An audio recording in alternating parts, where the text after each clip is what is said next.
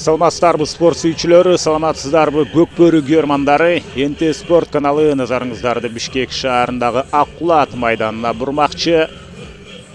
Борбор калабыздын 140 жылдыгына арналган турнирдин экинчи жарым финалдык беттеши Ош облусунан Көлдүк командасы жана Бакуат Талас облусунун командасы өз тайпаларында биринчи орунду алган. Ушул эки команда бири-бирине каршы келип отурат. Финалга чыгуу үчүн беттешет. Буга чейин биринчи жарым финалда Рассвет Сарыөзөн командасы финалга чыкты жана ошентип ушул жуптун жеңүүчүсүн алар күтүп атат. Кызматыңыздарды болсо, мен Эркин Абдуллаев болмокчумун. Жана сары кийимчендер булар Ош облусунун Көлдүк командасы, ал эми жашыл кийимчендер Талас. Жана өзгөчө Аккулат майданында чоң спорттук майрам болуп турган учуру.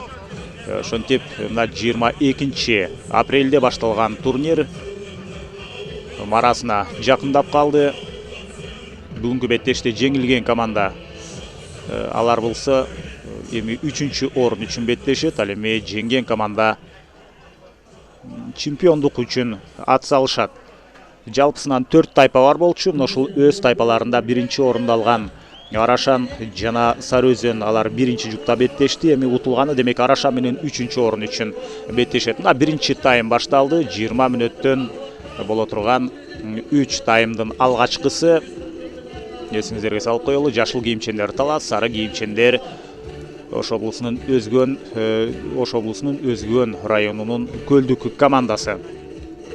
Оюнчуларды тааныштырып алалы. Шарттуу түрдө коноктор деп эсептелген Бакуат Талас командасынын курамы Райымберди Жанубай уулу минген аты Турон биринчи номер менен, экинчиде Бекбото Дамир уулу чагылган менен, 3-чү номерде Норус Раатбек уулу минген аты Аватар, Эрсултан Айдаркан уулу Золотой деген аргымакты минип жүрөт 4-чү номерде, 5-чиде Эламан Руслан уулу Шамал, Арет Төлөнов 6-чы Ракета, Мерс менен жүргөн Дастан Сагынбек уулу 7-чи номерде, жана ошондой эле Рембону минип жүргөн Рыскелди Мергенбай уулу 8-чи, 9-чыда Азамат Жорутбек уулу минген аты Полковник, ал эми Спартак деген аргымакты минип жүргөн Майрамбек Рысбеков 10-чы номерде, 11-чи Таласбек Дүйшалиев Шахмат жана 12-чи Астаркул Табышев ал Барс деген аргымак менен бүгүн оюн таласына чыкты. Команда жетекчиси Азамат Жумаев, ал эми баштыруучусу Нурлан Мамбетов. Ал эми Өзгөндүн Көлдүк командасынын курамы төмөнкүдөй. Биринчиде Жыргал Абдылдаев, минген аргымак Золотой, Жолчу уулу Жодар 2-чи номерде, Жеңиш Жыйыналы уулу 3-чү, Намыс Көк деген аргымак менен Жодар болсо ширектигин жүрөт. Ал учурда Талас оюнчусу улакты жерден эңип кеткенге мүмкүнчүлүк алды. Бул болсо Эламан Руслан уулу ушул тайпалык оюндарда өзүнүн чындыгында жакшы жагынан көрсөткөн оюнчулардын бири. Золотой деген ат менен улакты сол такымга басып жүргөн учуру жана азырынча чабуулга түз чыгып барганга мүмкүнчүлүк жок. Андыктан биз оюнчуларды аягына чейин тааныштырып алалы. Жыйыналы уулу Жеңиш мына Намыс Көк менен жүрсө, бул Көлдүк командасынын курамы. Кудайберди Закирбаев 5-чи номерде, минген аты Гүлсары. Улан Таштанбеков 6-чы номерде, Бүркүт менен. Жаныбек Каримов 7-чи номерде, Браслет менен. Нуртилек Абдыкайым уулу Кой күрөңдү минип жүрөт 8-чи номерде. Турдукул Абдрахманов Көкчө деген аргымак менен 9-чу. 10-чыда Баяман Ниязов, 11-чиде Дайыр Нурдиналы уулу күрөңдү минип жүрөт жана Бекзат Кубатбек уулу ал Фирдаус менен 12-чи номерде. Мына ошентип эки команданын оюнчулары менен тааныштырып алдык. Жана Талас оюнчулары албетте алар чабуулда болчу, бирок азыр улакты өз карамагында алып кала алышкан жок. Ошол жерде Жыргал Абдылдаев Көлдүк командасынын оюнчусу ошентип өзүнүн активдүүлүгүн көрсөткөн жана ат үстүндө чындап мына улак тартыш ушул жерде орун алып атат. Мына күйөрмандарга канчалык жакын келди, алар жада калса улакка колун тийгизип да калгысы келет. Ал учурда аянтан чыгып кетти. Мына ушул атайын турган тосмо, дуал тосмо анын бери жагына өткөн учурда улак аянтан чыгып кетти деп эсептелет. Пикир келишпестиктер бул жерде орун алып атат. Бекбото Дамир уулу менен анын жанында Тынчтык Токтомаматов. Жерде кашканы минип жүргөн Тынчтыкбек Токтомаматов экөө бир аз пикир келишпестиктерге барды. Албетте бул көк бөрү, кан дүргүп турат, бул жерде эл өрүп турасың, ошондуктан анча-мынча кайым айтышуулар албетте болуп турат. Улак ортолук бөлүккө коюлмакчы жана жекеме-жеке бул жерде башталды. Бакубат Талас командасынан ортодо Дастан Сагынбек уулу Мерс деген аргымак менен, ал эми жок, тескерисинче бул жерде Жаныбек Каримов браслет менен мына 7 номердеги ошол эле учурда анын атаандашы Талас Бакубат Талас командасынан ал деле Дастан Сагынбек уулу. Эки командадан тең, демек 7 номердеги оюнчулар ортодо жана ал учурда Дастан Сагынбек уулу улакты жерден эңип кеткенге аракет кылып атат. Мерсти минип жүргөн Дастан болсо 1994 жылы төрөлгөн. Ошол Бакубат Талас командасындагы эң жашы улуу 2 оюнчунун бирөөсү. Калгандары баары 1995-96 жылдары төрөлгөн жана жада калса 1999 жылы төрөлгөн. Азырынча 20га чыга элек чабандестер дагы бар. Мерс өзүнүн демек күчтүүлүгүн кылып ортолук бөлүктү ээлеп алды эле. Андыктан Көлдүк командасынын оюнчусу Жаныбек Каримов ыңгайлуу позицияны артынан ээлеген. Ал ушундай улакты эңип аткан учурда артынан түртүп туруп ага тоскоолдук кылам деген болсо, иш жүзүндө андай болуп чыккан жок. Талас оюнчусу Дастан Сагынбек уулу улакты азыр такымына басып жүрөт. Анын эки тарабында 2 көлдүк оюнчу бар. Алар Бекзат Кубатбек уулу мына оң тарабынан улакка жабышкан, бирок ал азыр бир аз артка чегинип калды дагы. Ошол эле Жаныбек Каримов жекеме-жекедеги ал өзүнүн активдүүлүгүн көрсөтүп атат. Түз эле Тайгазанды көздөй жөнөдү. Райымберди Жаныбай уулуна менин оюмча улакты өткөрүп берди. Ал сол такымына улакты басып жүрөт болушу керек. Мына активдүү башталды. Ошентип экинчи бул жарым финалдык беттеш. Ошон менен алдыда бир гана финал жана ошондой эле 3-чү орун үчүн ат салышуу мүмкүнчүлүгү калат. Жана Тайгазандын жанында өтө окуя кызыктуу болуп аткан учуру бул Көлдүк өзгөн командасынын Тайгазаны ушул жерден жүрүшкө топтон сурулуп чыгып Тайгазанга салып кетүүгө Бакубат командасынын оюнчулары аракет жасайт. Оюн талаасы бир топ суу болуп калган, баткак болуп калган. Бул албетте түздөн-түз оюнчуларга көп деле таасирин тийгизбейт. Болгону бир аздан кийин улак оорлошуп баштайт салмагы.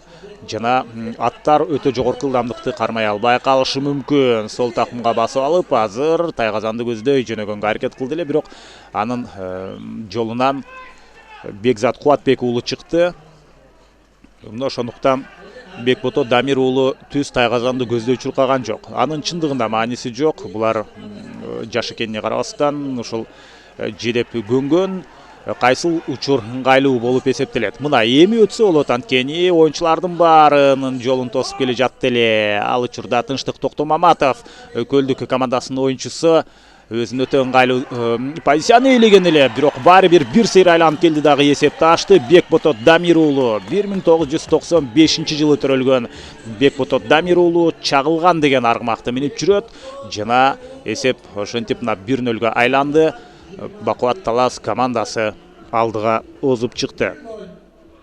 Бакубат Талас булар Сы тайпасында ойноду. 22, 23, 24 апрелдерде мына ошол учурда тайпалык оюндар болуп, анда Сы тайпасында Бакубат менен кошо Кара Балта жана Афият деген командалар бар эле. Алардын экөөсүн тең жеңип, өз командасында 1-чи орун менен жарым финалга чыккан. Ал эми өзгөндүн Көлдүк командасы алар Теңир Тоо жана Келечек командалар менен бирге Д тайпасында болчу. Ошол Теңир Тоо жана Келечек уткандан кийин Көлдүк командасы ошентип өз тайпасынан алардагы 1-чи орун менен чыкканга мүмкүнчүлүк алган жана Көлдүк командасында тажрыйбалуу оюнчулар да бар. Мисалы үчүн 1-номерде жүргөн Жыргал Абдулдаев, Залатойдо минип жүргөн, ал 1983-жылы төрөлгөн. Өз командасындагы эң ардагер оюнчу болуп эсептелет. Албетте 83-жылкы азыркы учурда демек 35-ке чыгып калган оюнчулар чындыгында күчүнө толуп турган мезгил, бирок биз эгерде башка оюнчуларга салыштыра турган болсок, анткени 1999-жылы төрөлгөн Ракетаны минип жүргөн Ария Түтөлөнов деген, мисалы үчүн Бакубат Талас командасында оюнчу бар. Мына ошолор дагы кадимкидей ишке жарап чоң турнирлерде өзүнүн талантын көрсөтө турган учурга келип жеткен. Азыр болсо Улак бул жерде Бакубат командасында, жаңылбасам Ария Төлөнов азыр Улакты алып жүрөт, атаандашынан тартып алды. Анткени Көлдүк командасынын оюнчусу мына Улакты ушундай өзүнө алган учурда эки тарабынан эки Бакубаттын оюнчусу жабышкандагы, мына ошолордун оң жактагысы Улакты өзүнө алып кеткен. Азыр Астаркул Табышевго өткөрүп берди. Астаркул Табышев 1996-жылы төрөлгөн, 22 жаштагы чабандес, улакчы жана ал албетте чабуулчу оюнчулардын катарына кирет. Ошондуктан ага Улакты өткөрүп бергени бул түшүнүктүү. Аянтан чыгып кетти, аут абалы, андыктан азыр Темир Көлдүк командасынын жанындагы тегерек чийинден жекеме жеке орун алат. Мына тегерек чийин өтө жакшы деле көрүнбөйт, анткени аянты бир топ жамгыр жаагандан кийин, ушул акыркы күндөрү бир топ жамгыр катары менен бир нече күн жаап, мына ушундай абал түзүлүп турат. Бир жагынан бул аттарга жакшы, алар ысып тердеп күйүкпөйт. Чабандестердин өзүнө деле жакшы. Бирок сууга малынган 35 килограммдык Серке азыр албетте салмагын оордото баштады. Жекеме жекеде Турдукул кечиресиздер, экинчи ирет Турдукул деп атам. Турдукул Абдрахманов ортодо Көлдүк командасынан, ал эми тала ээлери шарттуу түрдө коноктор деп аталган Бакубат командасынын оюнчусу, азыр ишенимдүү, өзүнүн жакшы Улактын жанындагы позициясын ээледи дагы Улакты эңип атат. Бул кайрадан эле Дастан Сагынбек уулу Мерс менен мына Улакты тартып алуунун өзгөчө ыкмасын караңыздар. Атаандаштын үстүнөн ашып өтүп туруп Улакты алып алам деген түрү бар. Ошон үчүн азыр Дастан Улакты такымга баспастан мына жерге сүйрөп турат. Ылдыйраак кармап, бир аз өйдө көтөрө турган болсо эле атаандаш албетте талашат. Мына ушул кызыктуу жери, мына ушунда биринчиден аттардын дараметин бул жерде текшерсе болот, экинчиден чабандестердин өзүнүн жана анткени бул жерге чийиндин ичине башка чабандестердин киргенге укугу жок. Мына эреже ушундай. Элес буласында көрүнөр көрүнбөс бул жерде чийин турат. Ошол чийиндин сыртына бир 1-2 метр эле ары жылып кете турган болсо, албетте сүрмө топ бул жерде кошулуп кетет. Эреже боюнча Улак жерде турган учурда атайын белгиленген убакыт бар, болбосо чабандестер алмашат. Ал эми Улакты жерден эңип алгандан кийин убакыт аларга берилбейт. Ошондуктан азыр канча кааласа ошончо мына ушул позицияны экөө кармап турса болот. Акырындап Азамат мына Дастан Сагынбек уулу азыр Улакты такымга баса баштады. Жана Турдукул Абдрахманов дагы ал эч кандай артка тартчуда эмес, аягына чейин жабышып, мына ушул позициядан кандайдыр бир ыңгайлуу бир нерсени алып кетчүдөй болду эле. Бирок баары бир аягында такымга басып алып, эми Дастан Сагынбек уулу өзүнүн тайгазанын көздөй жөнөп бара жатат. Бул албетте өнөктөшүнө Улакты өткөрүп берүүгө болгон аракет. Анын жанында азыр Астаркул Табышев менен оюнча пайда болду. Бирок ага Улакты өткөргөнгө мүмкүнчүлүк бербей, Дайыр Нурдиналы уулу жүрөт. Күрөңдү минип жүргөн Дайыр Нурдиналы уулу. Мына ага карабастан Улакты өткөрүп бергенге мүмкүнчүлүк жок, дагы деле мүмкүнчүлүк жок. Такымга басып жүрөт. Албетте Дастан Сагынбек уулу жекеме жекеде бир аз күчүн кетирип алды. Ошондуктан эртерээк өнөктөштөрүнүн бирөөсүнө өткөрүп бериши керек. Антпесе атаандаштар алып кетиши мүмкүн. Ал учурда мына Улак өнөктөшүнө өткөрүлүп берилди. Бул болсо Майрамбек Рысбеков, минген аты Спартак, куйругун мына түйүп байлап алган Спартакты минген Майрамбек Рысбеков тайгазанды көздөй бара жатат. Анын жанында коргоочу бул деле чабуулчу негизи Бекбото Дамир уулу атаандашынын жолун тосуп чыкканга аракет жасады. Көкбөрү чындыгында кадимкидей эле командалык оюндардай тактикалык жүрүштөргө өтө көз каранды. Мында атайын коргоочулар, атайын чабуулчулар, жана ошондой эле улакты жерден мыкты еңгендер бар, улакты тайгазанга мыкты салгандар бар. Негизи эң күчтүү деген командалар бул турнирге катышкан жок. Аюу биримдик, азыркы учурдагы албетте күчтүүлөр Достук Ош облусунан жана ошондой эле Ынтымак командалары катышкан жок. Алар жакында ушул 4-апрелде, эгерде жаңылбасам, 3-апрель беле, 4-апрелде болду. 4-апрелден 9-майга чейин ушул улуу жеңиш күнүнө карата чоң турнир болот. Алар менин оюмча дал ошол турнирге даярданып, мында жаштарга, жаңы муунга жана ошол дайыма чоң турнирлерге келип, бирок аттары өтө татыктуу атаандаштык кыла албай калгандыктан байгелүү орундарга илинбей жүргөн командаларга мүмкүнчүлүк беришти. Менин оюмча бул туура чечим. Ушундай өтө мыкты командалар бул ирет бул турнирге катышкан жок. Ошол эле Арашанды айтсак болот. Мисалы үчүн Арашан, Көкжал, алар эч качан калбай ушул чоң турнирлерде дайыма катышып келет дагы. Бирок ошол Достук же болбосо Ынтымак, Аюу биримдик сыяктуу командаларга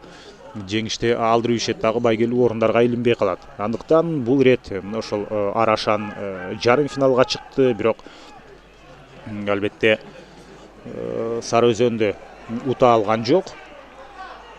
Бирок 3-орун үчүн ат салышканга мүмкүнчүлүгү бар. Ал учурда мына Өзгөндүн Көлдүк командасы жарым финалга чыгып кеткени бул дагы бир топ жакшы нерсе. Мындай командаларга эгерде Кыргызстандагы мыкты деген бардык чабандестер катыша турган болсо мүмкүнчүлүк болмок эмес. Азыр кайрадан эле Бекбото Дамир уулу 2-рет улакты тайгазанга таштаганга мүмкүнчүлүк болду. Дубль жасады Бекбото Дамир уулу. 1995-жылы төрөлгөн Бекбото Дамир уулу тайпалык оюндарда да өзүн жакшы көрсөткөн. Азыр дагы мына чагылган деген аргымагы менен өтө жакшы мүмкүнчүлүктү пайдаланып кетти. Бир нече секундага көз жазымга калтырды эле Бекбото Дамир уулу. Ошол замат ал мүмкүнчүлүктү 100% пайдаланды. Бул жерде анын өнөктөштөрүн айтып койсо болот. Ошол Бекбото Дамир уулуна жакшы мүмкүнчүлүктү түзүп берип атат. Бир нече көзирмемге аларга ага мындай эркин жүргөнгө мүмкүнчүлүк түзүп берип, атаандаштардын жолун тороп турган учурда ошентип улакты тайгазанга салып кетишти. Жана мына ортодон улак ортого ташталды. Албетте тайгазанга салынган улак дал ушул жерден кайрадан оюнга аралашат. Ал учурда өтө жогорку ылдамдык менен келип улакты эңип кеткенге азыр бир топ кооптуу. Себеби ат тайып кетиши мүмкүн, буту тайып ошол жерден жыгылып, улак менен кошо жерге сүрүлүп жыгылышы мүмкүн. Артында күү менен келе жаткан башка аттар тепсеп төбөлөп кетиши деле ыктымал. Бирок азыр мына чыныгы эр жүрөк чабандестер, улакчылар андай жөнүндө ойлобойт. Бирок баары бир ошол оюндун даамын сезип, анын ыгын алып, ошого жараша кыймыл-аракеттерди кылып турган учуру сүрмө топтун арасынан эч ким улакты жерден эңип кеткенге мүмкүнчүлүк ала албай жатат. Жана жада калса эңкейгенге дагы мүмкүнчүлүк болбой атты эле. Мына улактын шыйрагынан бутунан кармаган, бирок ал жерде мүмкүнчүлүк болбой калды эле. Эми Көлдүк командасынын оюнчусу Жолчу уулу, Жодар Жолчу уулу ал улакты жерден эңип кете алган жок. Улакты эңип атканда түртүп кеткен өтө кооптуу, абайлаш керек. Азыр туура эле, албетте эреже бузулган жок. Анткени ал улакты сол тарабынан эңип атканда атаандашы оң тарабынан келип бир аз сүрүлдү. А эгерде ошол улакты эңип жаткан жактан түртүп кете турган болсо, бул өтө кооптуу. Түздөн түз чабандестин ден соолугуна таасирин тийгизет. Ал бул оюн деле эмес, негизи жашоодо бир топ кыйын абалга келип калышы ыктымал. Калсын ышкырыгы бул жерден жаңырды. Демек биз азыр жекеме-жекени көрө турган болуп калдык. Ошондой эле мына С жана Д тайпасындагы командаларды айттык. Анда Бакуат Кара Балта Афиат С тобунда, Теңир Тоо Келечек Көлдүк Д тобунда болчу. Ошондой эле А жана Б тайпасында ойногон командалар, алар мына буга чейинки жарым финалда ошол тайпалардын жеңүүчүлөрү ойноду. Анда Арашан менен сырткары А тобунда Төшбулак жана Көкжал деген командалар бар эле. Төшбулак дагы дайыма чоң турнирлерде катышып жүрөт. Көкжал деле ошондой, Арашан дагы ушундай тажрыйбалуу болуп калган командалар ичинен Арашан мыкты болуп чыккан. Андан сырткары Четинди жана Кеңешбек ата Сары Өзөн менен чогуу бир тайпада болду. Ал жактан албетте Сары Өзөн чыккан. Ошентип Сары Өзөн менен Арашандын жыйынтыгын биз сиздерге айтып өттүк. Анда Сары Өзөн жеңүүчү болуп финалга чыкты жана ушул жуптун жеңүүчүсүн күтүп атат. Кезектеги жекеме-жекеде Жаныбек Каримов ийгиликтүү боло алган жок жана Ерсултан Айдаркан уулу ал 1995 төрөлгөн. Ушул Ерсултан Айдаркан уулу жекеме-жекеден улакты. Мына ийгиликтүү алдыдагы өнөктөшүн өткөрүп берген Астар Култабышев өзгөчө ылдамдык менен бара жатат. Позиция негизинен туура болчу, бирок анын жанындагы өнөктөшү ыңгайлуу аягына чейин мына ушул атаандаштардын жолун тороп койсо, анда эсеп албетте ачылат беле. Бирок бир сейир айлаган келип мына тоскоолдук кылган эч ким жок. Бирок улак такымда эгерде эрдин кашына көтөрүп чыгарып алган болсо, анда эч кандай маселе жок. Бул жерден улакты тайгазанга салып кетмек. Албетте булар тажрыйба чогултуп калган менен баары бир ушул чоң турнирлерде өздөрүнүн чыныгы күчүн сынап көрө элек. Мына ушундай азыркы Бишкек шаарынын 140 жылдыгына арналган турнир сыяктуу мелдештерде булар ошентип курчуйт. Ой, азыр Бакубаттын бир оюнчусу жерге кулап тайгазандын кырында калып калды. Дагы бир оюнчу кулады. Карачы кабагым кашым дебестен ордунан туруп кеткенге аракет кылышат. Мына ушундай Көкбөрүнүн бир кызуусуна кирген киши, анын бир ырахатын алган киши албетте мына ушул Көкбөрү менен Көкбөрүнүн кандай ушундай сыноосуна болбосун чыдаганга даяр. Биринчи тайм аягына чыкты. Эсеп 0-2. 2 улакты тең Бекбото Дамир уулу тайгазанга салып кеткен. Жана бул беттештин ошентип фаворити Бакубаты талас болуп чыкты. Ал учурда бул экинчи тайм демек. Экинчи таймга кирип келе жаткан кадр бул жерде болгон жок. Андыктан мен дагы бир аз ушул жерде ойлонуп түштүм. Экинчи 20 мүнөттүк демек башталды. Жана эсеп 0-2. Эми Ош облусунун Көлдүк командасы ушул жерден жакшылап аракет кылып, экинчи таймда эсепти теңегенге аракет кылышы керек. Антпесе Бакубат талас алар тактикалык жактан алсыз команда эмес, чындыгында тактикасы өтө жакшы. Негизинен эле ошол эле ынтымак, өз кезинде талас жаштары деген командалар бар боло турган болсо, алардын баарынын стили окшош. Упай жагынан алдыга чыгып ала турган болсо, 3-чү таймда ошол эсепке карап коргонуу аркылуу, убакытты чоюу аркылуу оюнду жүргүзөт дагы, анда мүмкүнчүлүк бербей коет. Ошондуктан Көлдүк командасына эң жакшы мүмкүнчүлүк бул азыркы экинчи тайм болуп эсептелет.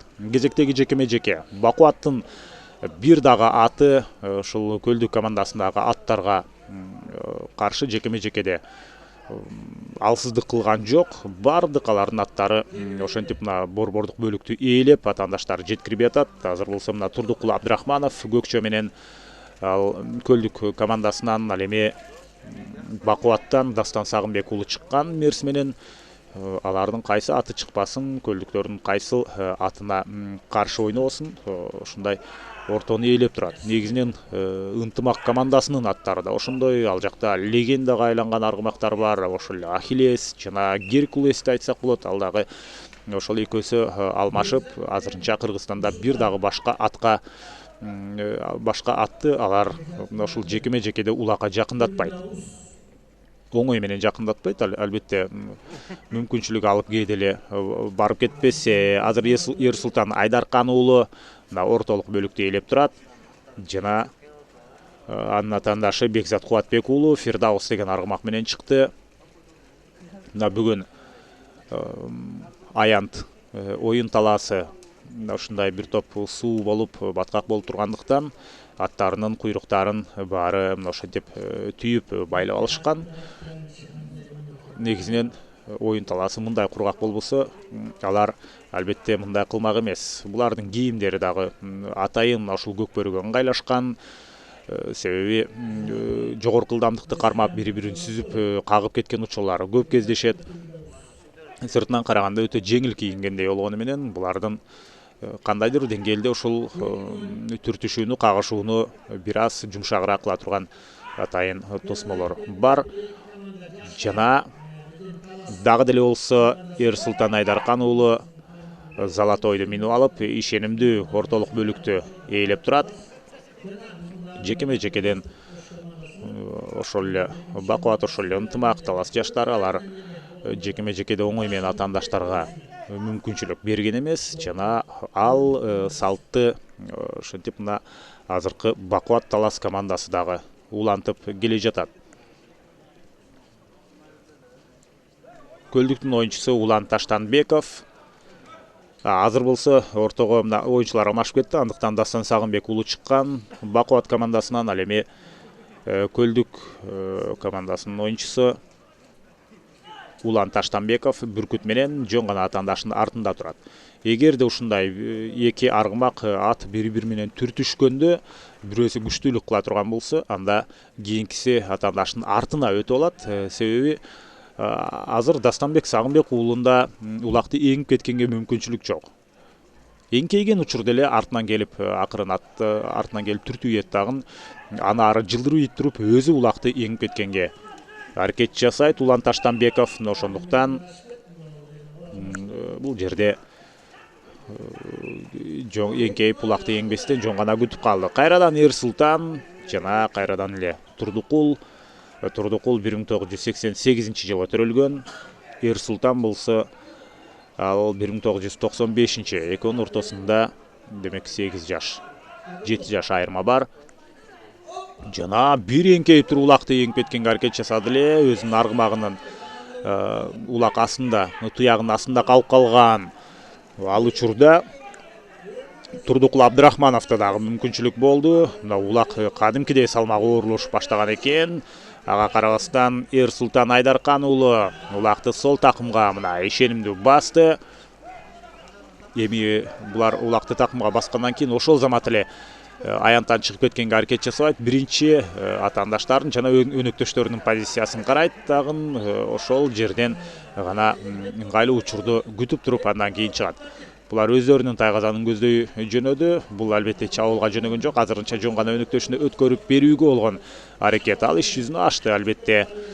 Улак болсо азыр Рыскелди Мергенбай уулунда, ал Рембону минип жүргөн Рыскелди 1997-жылы төрөлгөн, 19 жаштагы 21 жаштагы чабандес Рыскелди Рембо менен тайгазанды көздөй бара жатат. Жана улакты тайгазанга салып кетти. Жок, бул Рыскелди эмес. Бул болсо Бекбото Дамир уулу 3-чү ирет улакты тайгазанга салды. Бекбото Дамир уулу ошентип хет-трик жасады. Футбол тили менен айтканда. Жана ошондой эле албетте бул командалык оюн, андыктан эл аралык терминдер бул жакта деле колдонулат. Мисалы үчүн хоккейде буллит деп айта турган болсо, көкпөрдө деле ошондой. Эгерде эки команда тең чыгып кала турган болсо, андан кийин кадимкидей эле буллит болот. Мына ушул буллиттин жыйынтык боюнча жеңүүчү кийинки баскычка өтөт. Мына ошол сыяктуу азыр эми 3 ирет улакты тайгазанга салган Бекбото Дамир уулу азыркы ушул 1,5 тайм деп койсок болот го дейм. Биринчи жана экинчи таймдын ушул убакытка чейинки эң мыкты оюнчусу дал ушул Бекбото Дамир уулу. Бирок дагы бир ирет айтыш керек, бул командалык оюн, андыктан Бекботого ыңгайлуу шартты анын өнөктөштөрү түзүп берип жаткан мезгили. Бир эңкейип улакты эңип кеткенге мүмкүнчүлүк болгон жок. Ансыз деле суу болуп калган улактын буттары дагы түшүп калды. Ал жаңы оюнга кошулган учурда буттары сороойпөйдө чыгып турат дагы эңип кеткенге оңой. Азыр андай мүмкүнчүлүк жок. Бирок ошого карабастан сүрмө топтун ичинен улакты эңип кеткен. Бул жаңылбасам эгерде Рыскелди Мергенбай уулу болушу керек. Жок, ал эмес, бул Ариет Төлөнов, ракетаны минип жүргөн Ариет Төлөнов. Булар аянттан чыгып кетти го дейм. Аут абалы орун алып калды. Андай болсо эми кайрадан жекеме-жеке орун алат. 0-3 эсеби мына бул жерде жазылып турат. Бакубат талас командасынын пайдасында. Эми өзгөндүктөргө чындап эле кыйын боло турган болду. 0-3 эсеби бул бир көрүнүш. Негизи оюндун сапаты боюнча ала турган болсок дагы азыр Көлдүк командасы эмненин негизинде жеңишке жетиш мүмкүн деген суроого жооп табыш бир аз кыйыныраак. Анткени жекеме-жекеде алар атаандаштарынан мыкты эмес Көлдүк командасы. аны менен кошо Бакубаттын коргонуусу өтө мыкты, тактикалык жактан сапаттуу оюнду жүргүзүшөт. Мына ошондуктан кандайдыр бир сыйкырдуу бир окуялар болуп кетип эле Көлдүк командасы эсепти теңеп кетпесе, азыр чындыгында алар үчүн кыйын. Бирок айтып коюш керек, бул команда Көлдүк жарым финалга чыкканы бул өзү чоң жетишкендик. Бул команда ири турнирлерде буга чейин менин оюмча катышкан эмес. Себеби бул команда көбүнчөсү мына ошол өздөрүнүн регионунда ойноп жүргөн тажрыйбалуу оюнчулар албетте, бирок ошол чоң турнирлерге дайыма келип кетчү эмес деген сөздү айткым келет. Булардын арасында жөн эле көкбөр эмес, ошол эле жер улак ойноп жүргөн, торпок улак ойноп жүргөн оюнчулар деле арасында жүрөт. Ошол эле мына Жыргал Абдылдаев мисалы үчүн ал 35ке чыгып калды. Бул жерде тажрыйбалуу оюнчулардан Улан Таштанбековду айтсак болот. Ал 1986 жылы төрөлгөн, 6 номер менен ойноп жүргөн оюнчу. Ошондой эле мына Турдукул Абдрахманов ал деле бир топ күчүнө келип калды. Ошондой эле Баяман Ниязов бар.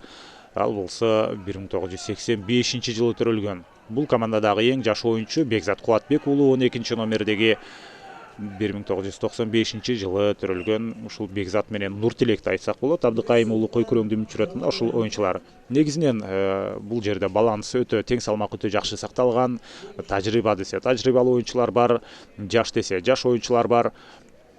Жана бирок баары бир ушул биринчи таймда жана экинчи таймдын алгачкы жарым бөлүгүндө Бакубат командасы күчтүүлүк кылды. Азыр ортодо мына Эрсултан Айдаркан уулу ишенимдүү турат. Убакыт кетип атат. Ал эми Көлдүк оюнчулары кандайдыр бир деңгээлде ой Азамат. Мына ошентип 1 секундалык убакыт болду эле. Ошол Азамат Нуртилек улакты эңип кеткенге аракет жасаган, бирок ал учурда кайрадан эле Эрсултан Айдаркан уулу улакка ээ болуп алды. Бул болсо Жээналы уулу, Жеңиш Жээналы уулу болчу экен көк намыс менен. Жана Көлдүк командасынан мына ошол улакты эңип кеткенге аракет кылган эле. Тагыраагы жекеме-жекеге дал ошол чыккан болчу. Азыр таластын оюнчусу, Бакубаттын оюнчусу кечиресиздер, Бекбото Дамир уулу эки тарабында эки Көлдүк оюнчунун ортосунда калды. Мына ошондуктан улакты аянттан сыртка чыгарып кетти. Кайрадан жекеме-жеке окуя мындан ары менин оюмча ушундай эле өнүгөт. Себеби улак оорлошуп калгандан кийин мындай учурда ушундай өтө улак тайгазанга көп салынган окуя ошондой өнүгөөрү көбүнчөсү күмөн. Ансыз деле Бакубат упай жагынан алдыга чыгып алгандан кийин алар ачык оюн эмес, мына ушундай коргонуу аркылуу ойноону туура көрүшөт.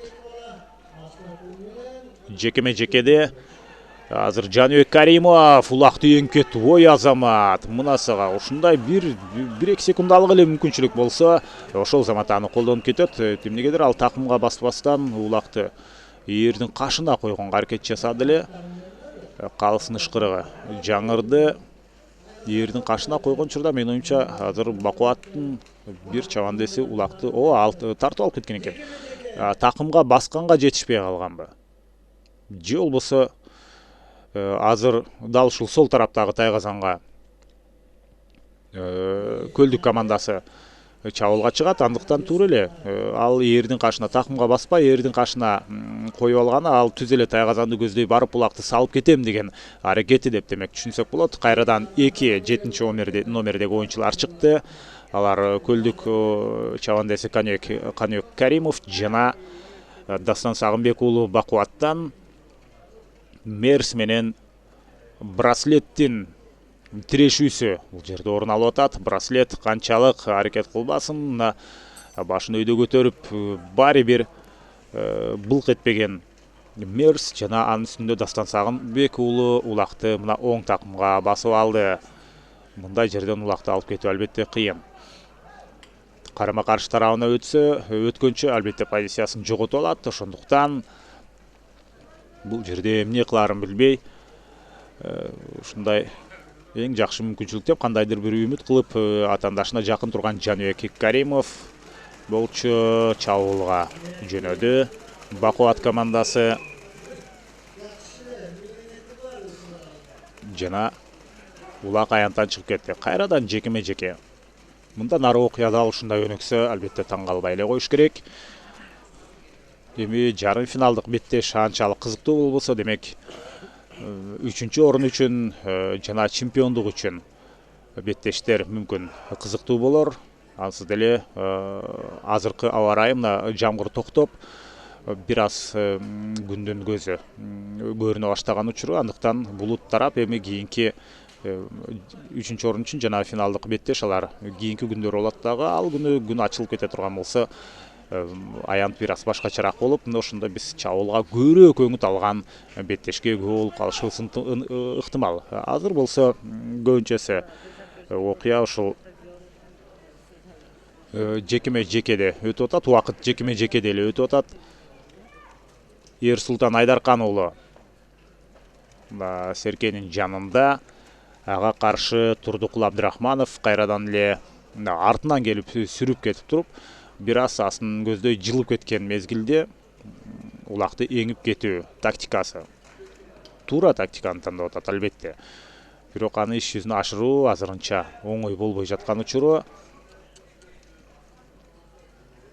Жана ал мезгилде кандай шамдагай Эрсултан Айдаркан уулу бир эңкейди дегенче мына Улакты кадимкидей кармап кетет. Колу буту да узун, шадылуу, мына ушунда бир эңкейгенде кадимкидей Улакты эңип кеткенге мүмкүнчүлүк алат. Азыр мына айланып туруп мына такымга басты дагы.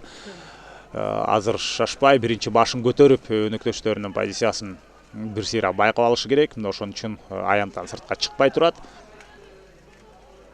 Такымга жакшылап басканга дагы азыр мына бир топ эле Серке дагы чоюлуп кетти. Мына ушул жагынан тартып атканын карасаңыздар, азыр мына Турдукул Абдрахманов кадимкидей тартып атат.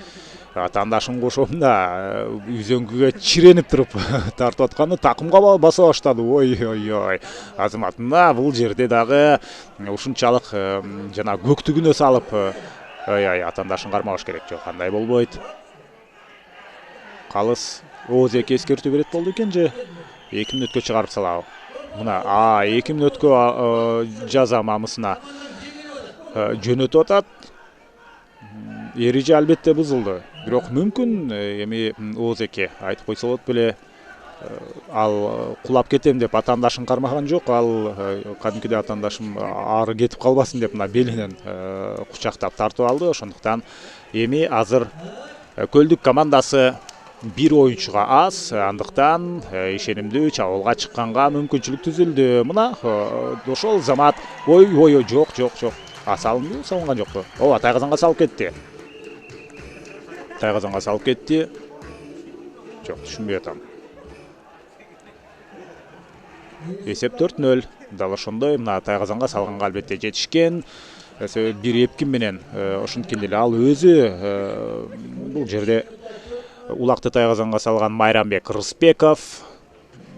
Бул жарым финалдык беттештеги алгачкы анын эсепти ачышы. Өзүнүн эсебинен ага чейин Бекбото Дамир уулу 3 ирет Улак салган. Эсеп 4-0. Эми болсо кайрадан эки командада тең оюнчулар 4төн болот. Бул хоккейдегидей эреже менен Улак Тайгазанга түшсө, ошол Замат жанагы 2 мүнөткө айыпка жыгылган оюнчу кайрадан оюнга кошулуп кеткенге уруксат берилет.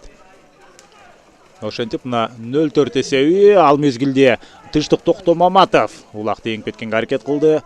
Азыр 3-чү номердеги Жеңиш Жыйыналы уулу дагы эңкейип мына Улакты акырын сүйрөп бара жатты эле. Атаандаштардын өзүнүн өнөктөштөрүнүн аттарынын туягы келип Улакты басып кетти дагы. Ошондой Улак жерден эңилип кеткен жок. Уламдан улам ар кимиси ушундай жаңы гана эңкейин дегенде келип атаандаштарын сүрүп кетип атат. Жана күйөрмандар дагы бир топ жандана баштады. Жана Бакубаттын оюнчусу улакты бир аз сүйрөп барып алдагы артынан атандашы келе жатканын байкап калгандан кийин ошентип улакты кое берген. Азыр болсо Жаныбек Каримов улакты алдына ортолук бөлүккө таштап коюуну туура көрдү. Кезектеги жекеме-жеке эки командадан чыккан оюнчулар. Азыр Эрсултан Айдаркан уулу чыкты. Талас Бакубат Талас командасынан Золотой минген аты, ага каршы Жаныбек Каримов браслет менен. Ушул браслет менен Золотой браслет менен Мерс бүгүн бир топ эле тирешти. Бирок браслет азырынча татыктуу атандашты көрсөтө албай жаткан болсо, азыр мына тирешип атат. Бир отоло Серкенин жанынан эмес, аянттан дагы сыртка чыгарып салчудай. Азыр ушул Эрсултан Айдаркан уулунун Золотой мына кадимкидей акырын түртүп бара жатат. Мына жерге жабышып алып, тең салмагын бир баланска коюп туруп, андан кийин атандашын. Азыр болсо мына аттын башы менен сүргүлөп келди.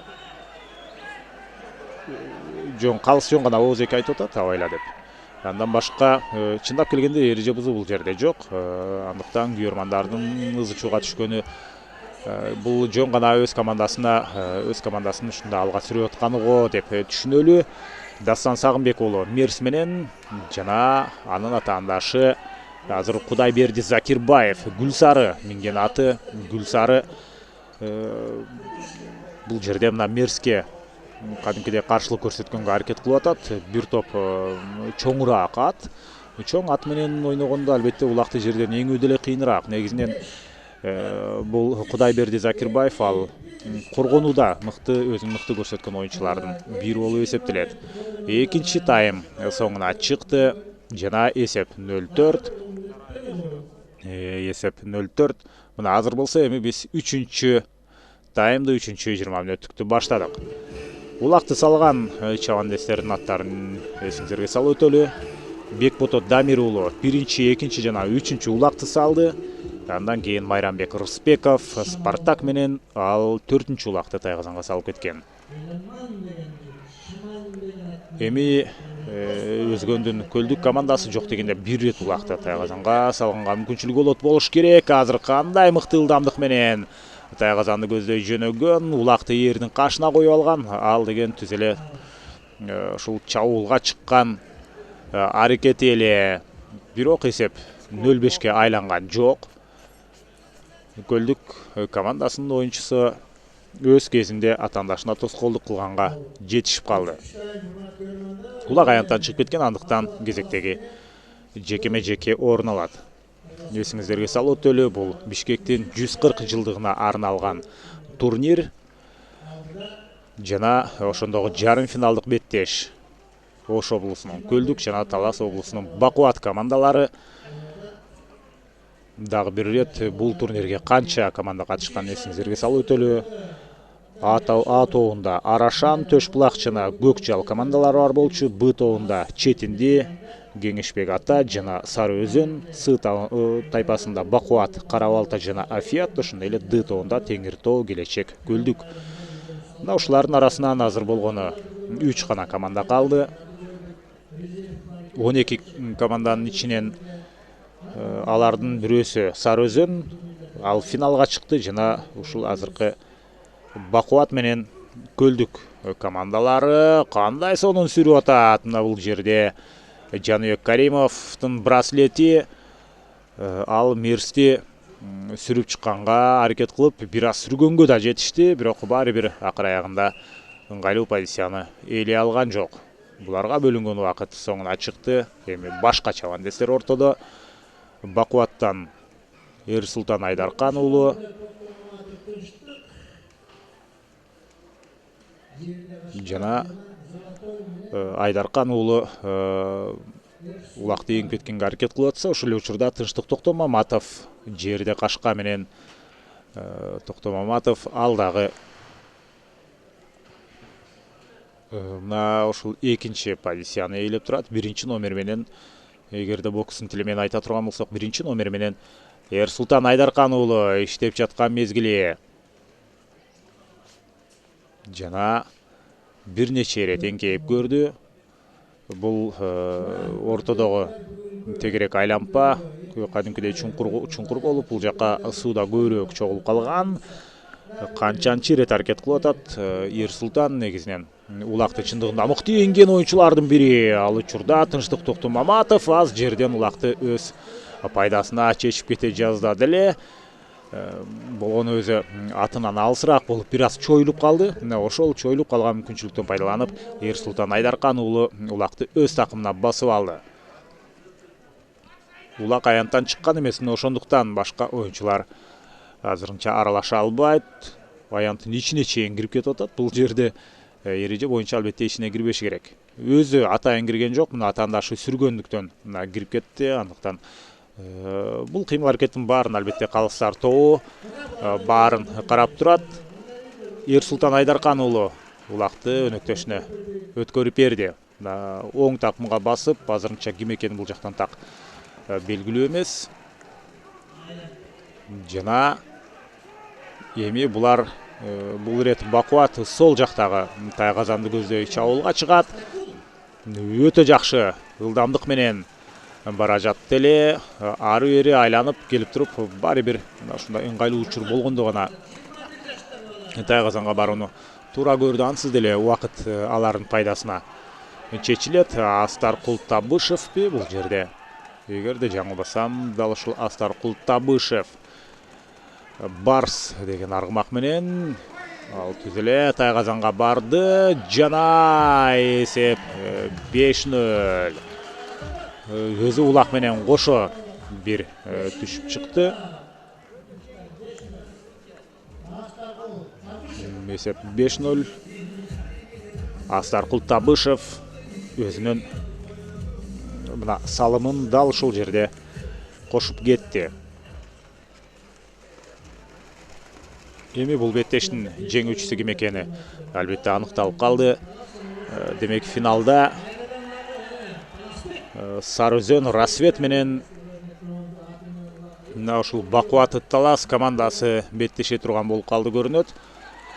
Жана бирок Көкөлдүк командасынын өзүнүн мотивациясы бар. Мындай ири эсеп менен утулуу алардын албетте аларга жакшы маанай алып келбейт. Ошондуктан алар алгач жок дегенде бир ирет улакты Тайгазанга салып алышы керек. Андан кийин колдон келишинче эсеп санын кыскартканга аракет кылат. Сол такымга басып алып, Бакубат оюнчусу түз Тайгазанды көздөй бара жатат. Тоскоолдук кылган эч ким жок. Кош такым менен эки оюнчу. Бирок албетте эки оюнчу болгон учурда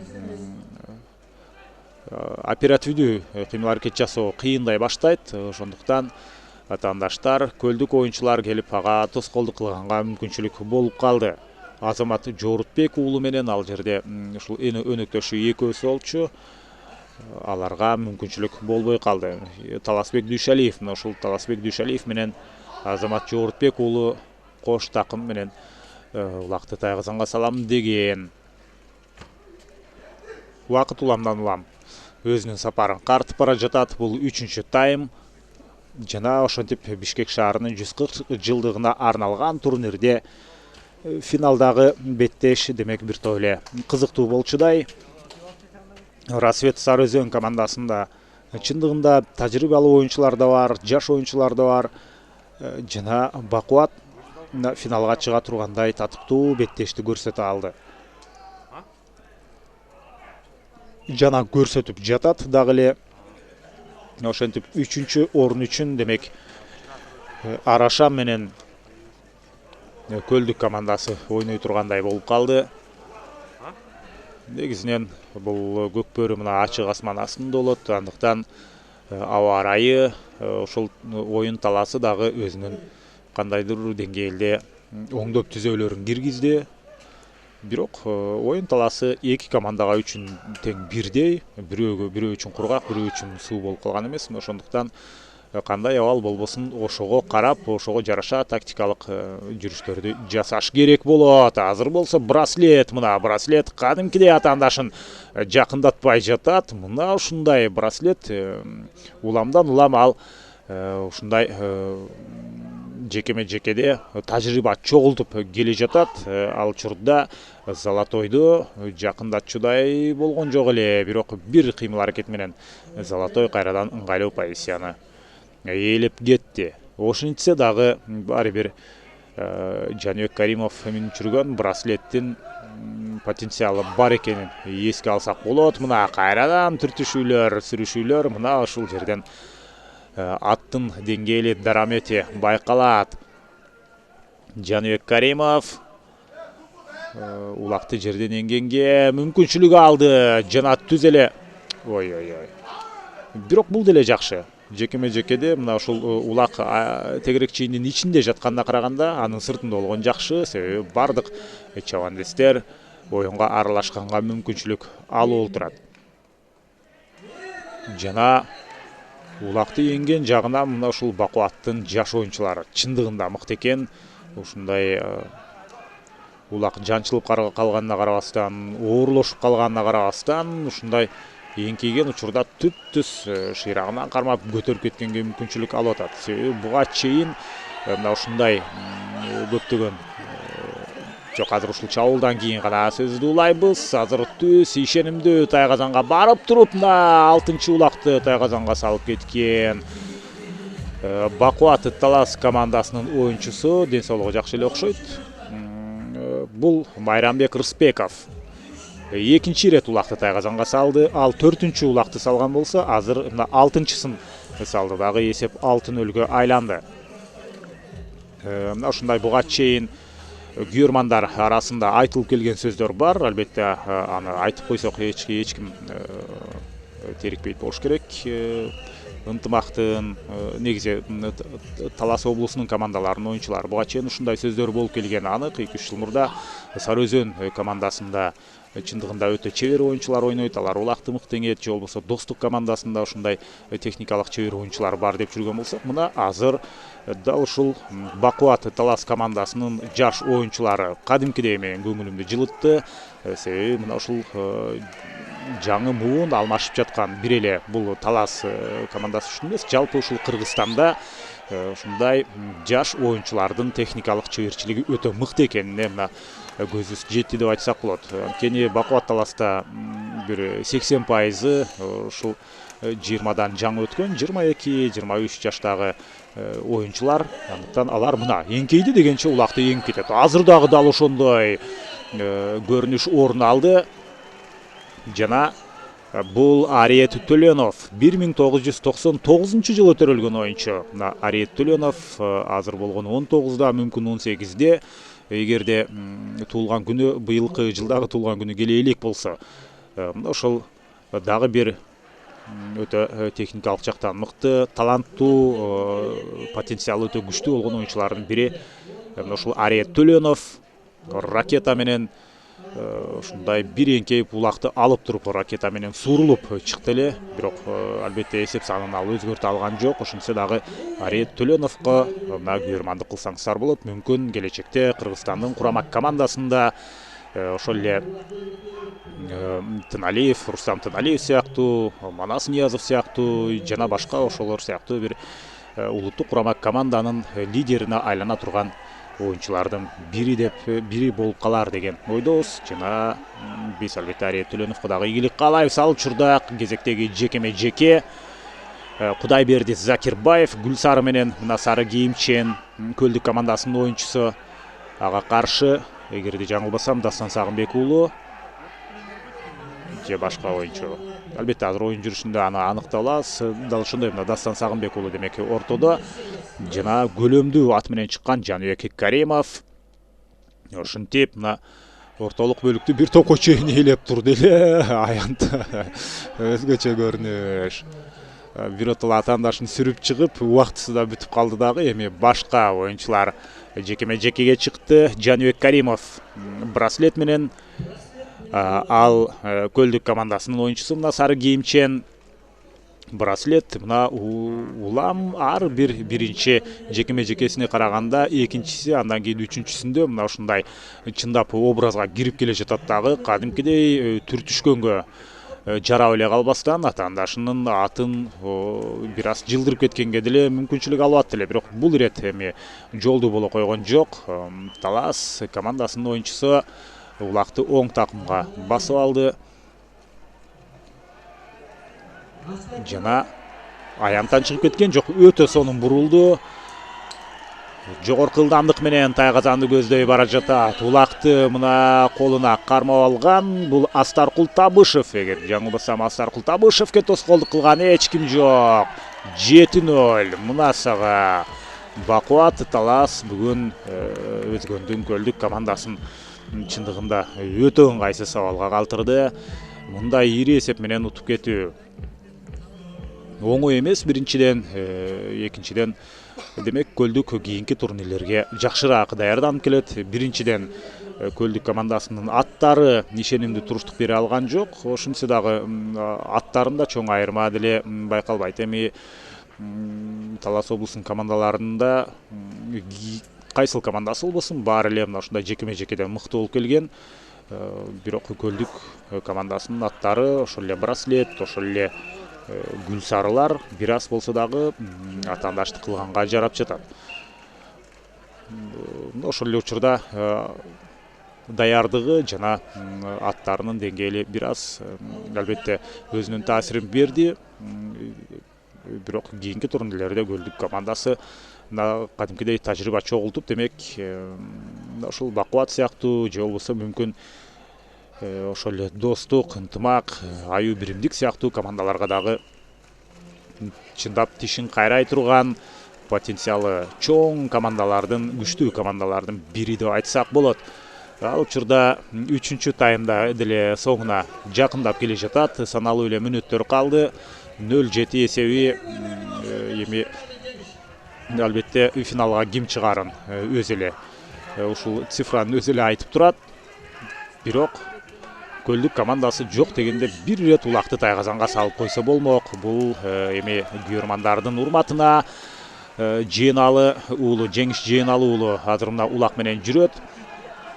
Бул ирет алар өйдөнкү оң жактагы тайгазанды көздөй барыш керек. Мына тайгазанды көздөй бара жаткан учурда анын өнөктөштөрү, жардамга келе турган өнөктөштөрү артта калып калды. Мына ошондуктан ал тайгазанга барбай уламдан улам айланып жатканы. Мына ушундан Жеңиш Жыйыналы уулу 1991-жылы төрөлгөн Намыс көк деген мына аргымакты минип жүрөт. Жана дагы деле улак ошол көлдүк командасында ортолук бөлүктө ары бери айланып атышат. Бир рет улакты салып койсо көлдүк төрүндагы күйөрмандары бир аз көңүлү ачылып калат беле деген гана тилек. Болбосо албетте беттештин тагдыры чечилген. Жана улак болсо азыр Тынчтык Токто Маматовда жерде кашка менен Токто Маматов ал дагы өнөктөшүнө эгерде жаңылбасам өткөрүп берди. Жана тайгазанды көздөй бара жаткан учурда мына эки тарабынан эки Бакубаттын оюнчусу жармашып атат. Жыргал Абдулдаев эң тажрыйбалуу оюнчу. Жыргал Абдулдаев торпок тартып жүргөн, жер улак тартып жүргөн оюнчу. Азыр болсо бул жерде албетте улактын салмагы оорлоп калса деле ага негизинен маселе эмес. Бирок болгону ушул оң жагынан, сол жагынан чапкенедей жабышкан Бакубаттын оюнчулары ага ушундай мобилдүү кыймылдаганга мүмкүнчүлүк бербей жатат.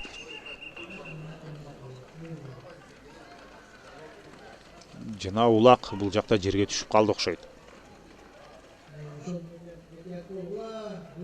Улак жерге түшүп калды. Болгондо дагы аянттын сыртына чыгып туруп андан кийин түштү окшойт. Мына эмнеси болсо дагы биз кезектеги жекеме жекеге көңүл бурабыз.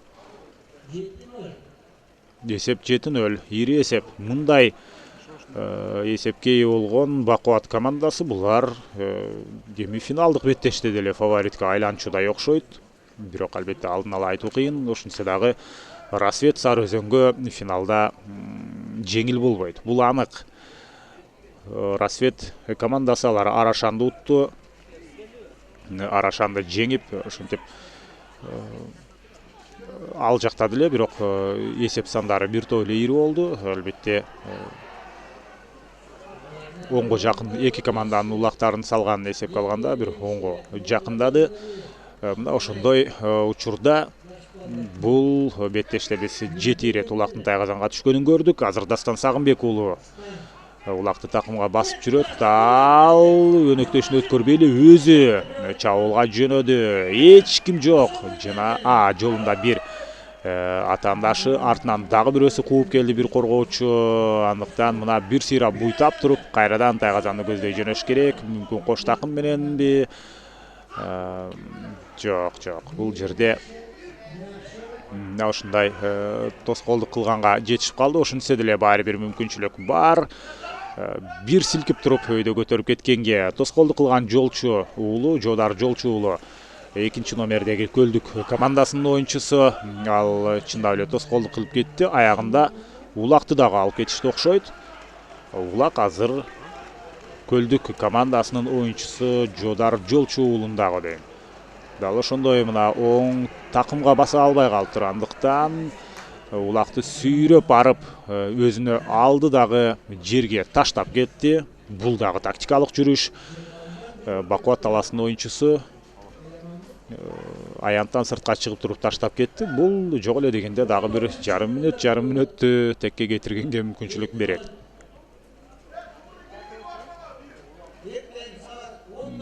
Эми ошентип демек эртең саат 10-до 3-чү орун үчүн болгон беттеш орун алат. Анда мына ушул Арашан командасы менен Көлдүк командасы 3-чү орун үчүн ат салышат.